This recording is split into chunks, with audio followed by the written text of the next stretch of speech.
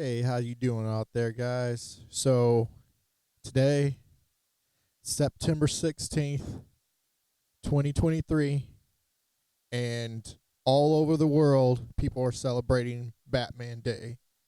DC put up a post and several articles about the event, so there's a whole bunch of things going on. Even, Max is showcasing anything from Batman TV shows to Batman movies. A lot of the local comic book shops are, giving out special editions of comic books, and selling or having discounts on comic books. And I've been, mainly celebrating most of the day. I am a huge Batman fan. Most anybody who's close to me or who's known me for years, that's probably one of the first few things people find out, after meeting me, is that I'm a huge, huge Batman fan. One of the first things that pops up when they realize just how much of a fan of Batman I am, the question is, why Batman? Simply put, there's a, wholesome, good, feel good, story about why Batman's my favorite fictional character all time, why Batman's my favorite superhero all time. And there's also some darker reasons, no pun intended, for the Dark Knight, but the wholesome and most simplest reason, it's all because of my mom. 1989, I was a toddler, 3 years old. Tim Burton's The Batman movie was about to be released in June. I was 3. I wasn't going to be turning 4 until July 5th, so I was 3, just the toddler age. And I don't know what it was or what was going through my mom's head at the time. I don't know if, I never had the conversation with her or, to figure out why. I guess, the movie was big. There was a lot of hype, a lot of promotions about the movie. And, depending on what store had the whole, 1989 Tim Burton Batman movie toy line, for whatever reason, she bought me what I can remember was one of my first action figures, the 1989 Batman action figure. And this figure right here, many memories. I mean, just vivid memories. I remember playing in the kitchen, bouncing and jumping this figure off on the microwave, pulling the utility belt because it has a pull string utility belt, grappling hook. This was actually like one of the first action figures I can remember playing with, really enjoying. I mean, and just a kid, I was just excited. Like, there could have been anything. You're talking 1989. I think there was GI Joes. There might have been wrestlers, but no, this action figure right here. This is what started my Batman fandom. I mean, I don't even recall really hearing much details or hearing much news about the movie. I just know that I happened to have this and was playing around the house with this figure right here that my mom got me years ago. Like, so I'm sure everybody's seen Toy Story. So how, the cowboy sheriff Woody was to Andy, the Batman action figure was to me. So of course Andy grew up and he went to college and he ended up giving his toys up. I managed to not give up Batman. I don't, play with action figures or anything anymore really, but I still am a huge Batman fan. So, yep, 1989, Tim Burton's The Batman was about to be released. As you can say, the rest is history. So it started with that action figure. It started with, just pretending, I'm fighting crime, being Batman. And later on, as I got older, I don't think, I would even went and see the movie. I think, I guess I was looked at as too young or probably wouldn't pay attention very well or wouldn't really know what was going on. So I had to wait until it was released on VHS or, showed on cable television before I actually got to see the, Tim Burton's Batman. And from the movies to the cartoons. So you had, the Tim Burton movie, you had Batman Returns, then you had Batman the Animated Series. I was a junkie for Saturday morning cartoons. That was my hype. All my mom would laugh and tease and tell stories about how Saturday mornings I would be up with a big bowl of cereal in front of that TV watching the Saturday morning lineup, whether that was Fox Kids, NBC, like Disney, like whatever Nickelodeon, whatever lineup that was, that I was there, going through, my normal Saturday morning lineup.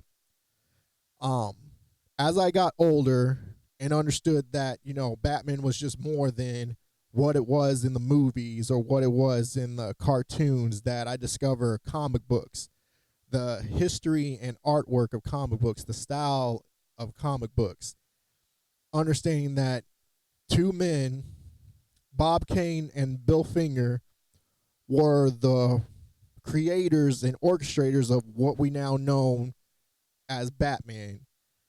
If it wasn't for these two men, we wouldn't have this awesome character that is celebrated today. We wouldn't have this amazing mythos, amazing collection of different forms of media celebrating Batman, just this awesome character. A lot of people want to argue that Batman's not a superhero. I will argue that constantly. You got those people who love to rattle the cage, love to talk about how Batman's not a real superhero. I mean, if you really look at it, Batman started out from tragedy. His parents, murdered by some random thug in the original cut, in the original spring 1940 issue Batman. You just get this random thug. They appear in the alley, kill Bruce Wayne's parents right in front of him, just a kid. And based off of that tragedy and the trauma of that, crime, he vows on the soul of his parents that he was going to wage a war against criminals, that he was going to ensure that what happened to him as a child wasn't going to happen again. He was going to find ways to prevent it. Now, I know when the comic books, vigilantism legally, that's a no-no. You get caught up for that, like you're going to jail. 1960s Batman, he's deputized by the law. He's, working along with the police. I felt like that was, even though the campiness, and that was way before me, 1960s Batman, there was just this fun about it. I did enjoy it. I liked how he was working with the police, helping alongside the police, doing some good. But, also the dark, avenging vigilante out there for justice Batman is also cool too. Even though if he was getting caught, he would be definitely getting arrested and definitely be in court, and he'll probably get sent away. Real story depending, but I mean, he's a billionaire, so who knows? He'll probably find ways to pay his way out of that. All kinds of speculation, but just that tragedy, just from that incident, he vowed a war against criminals. I mean, looking at it, he's like the poor man's superhero. Like, this guy faced a tragedy, dealt with trauma, built himself to be strong, tough, and better beyond normal human limitations. Anything that's beyond normal human limitations, that's super to me. Like, physically putting his body through things, his mind, really exercising, really putting in that work, really becoming the greatest detective. It's, Detective Comics for a reason. You need a great detective. That's why Batman's coined as the world's greatest detective. I love that character. Like, he wasn't just this guy throwing around brute strength or being a guy that you barely felt any kind of urgency. Oh, is he really going to get out of this? What's going to happen? Is he really going to make it? You actually felt a sense of, he's a human guy, an actual man, but he put himself through such training, such rigorous preparation that you kind of question, and then when he does it, it's like, man, how did he put that together? Like, how did he make that happen? Like, how is that even possible that he was able to come through and overcome that? Has It's probably one of the best supervillain galleries that I can imagine. The Batman's Rogue Gallery, they're almost like a broken mirror, split broken mirror fragments of Batman's character. That if Batman was to cross the line, that if Batman's psyche was to get all jumbled up and broken, you would have his rogues gallery. Like there's points in opposite of Batman's character, and they always find a way to test Batman's, strength, test Batman's mental capacity. I followed some of the old Golden Age, some of the Silver Age. I can't say that I read everything that's Batman, but I've read a ton. I read most of it. Like I'm a guy who single-handedly beat a bunch of other Batman fans in Batman trivia. Who can say that? Who can say there was the sole winner, a room full of Batman fans in Batman trivia? So I thought that was really cool. That's when I really established my Batman nerd card. Nearly every day for me is Batman Day. Like I don't really need a specific day, to show off or to be a Batman fan. That's the cool thing. A lot of my friends, I get teased about it, but a lot of my friends, they even nickname me, Batman, or, what's up, Batman? Growing up, mainly in a single parent home, not really having much, the idea of this through tragedy, rising up to the occasion, building yourself up, ended up being a billionaire. Of course, he was born into, riches, being a billionaire, but he uses his riches and his resources to try to better the world, to try to help, to try to do some good. A big old mansion with a fancy bat cave with a whole bunch of gadgets and a whole bunch of resources, just to kick butt and to fight crime and to try to spread goodwill. Batman was first angry and vengeful, and as he got older into the years, you see that he transforms into something more. He has to kind of be a hero, still a loner, and I kind of like that about Batman, because most of the time I've been a loner too. I never actually felt like I fit in or was ever really good enough to, associate with certain groups. A lot of people felt like I was weird because I'm so, an artistic, gifted person, and I see things in this oddly creative way. And it seems like it's hard to connect, but that's just kind of how it is. We kind of learn to build with it. You kind of learn to try to branch out, and people either like me or they don't. I'm not put on this earth to be anybody's favorite.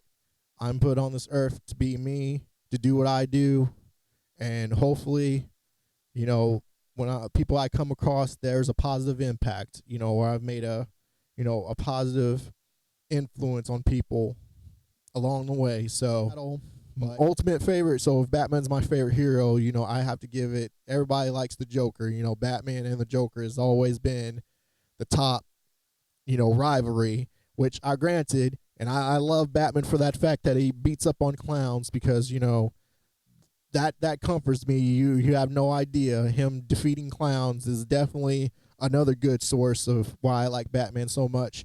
But if I had to really, really pick a villain, I would go to it the Riddler. I like riddles. I enjoy puzzles, and I always enjoy, the battles and Batman has against the Riddler. The only time that I didn't care for the Riddler that much is, oh my gosh, Batman Arkham Knight video game. I got so annoyed with the Riddler's playthroughs and races. I mean, don't get me wrong, the Batmobile was fun. I like that it was included in the game, but I felt there was too much Batmobile in Batman Arkham Knight. Again, my opinion, but just saying that it could have been utilized a little less. Could have been pulled back just a little less. But I never wanted to punch Riddler in the face so much. I mean, I never wanted to, hurt a fictional character so much until I was playing Batman Arkham Knight. The Dark Knight, that's my number one favorite live action movie, which Tim Burton's Batman is almost a close tie, simply because Batman is the movie that started my Batman fandom. Thank you for listening to me. Thank you guys for joining with me wherever you are across the world, in the nation. celebrating Batman Day. I'm probably going to either play some Batman video games or watch some Batman content. Again, please support your local comic book shops, support the arts, and definitely, if you're a Batman fan, let's not pollute the fandom with negativity and stupidity. Let's stay blessed, love each other, be respectful to each other, and you have a great day. Batman out.